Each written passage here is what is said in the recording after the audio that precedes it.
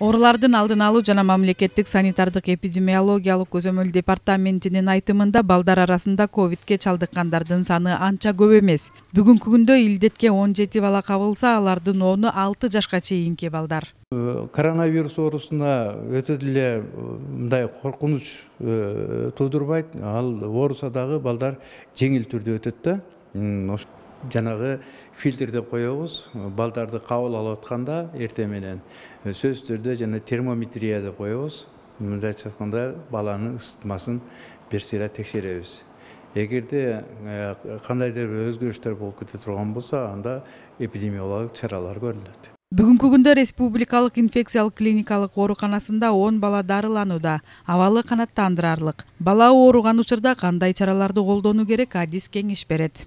Биз дайыма айтып келебиз ата-энелерге, бул бир эле ушул жалаң гана коронавируска тиешелүү эмес, негиз эле бардык ооруларда биз айтабыз. Баланын сөзсүз түрдө ооруп калса, албетте үйдө отуруш керек, көчөгө чыкпай, башка жакка. Эгерде аябай дене табы түшпөй, катуу болуп кыйналып атса, бала сөзсүз түрдө дарыгерге кайрылыш керек. Айтып атабыз, 103-тү чакыргыла деп атабыз, же болбосо үй бүлөлүк дарыгердик врачка кайрылыш керек.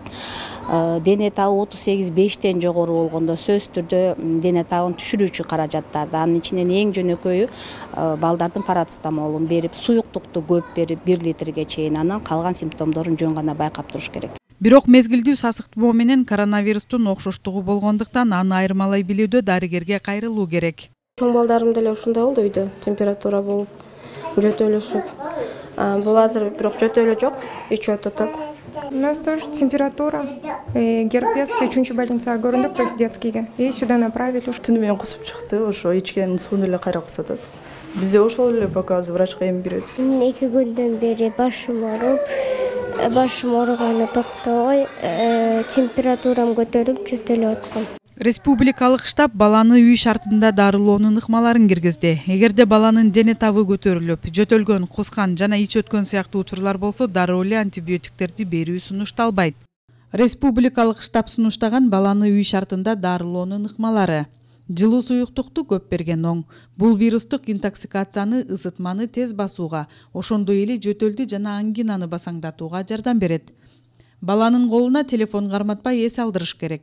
Дарыларды медиктин дайындоосу менен гана колдонуңуздар. Көпчүлүк учурларда дары-дармек талап кылынбайт, анткени COVID-19 балдарда көбүнчө жеңил өтөт.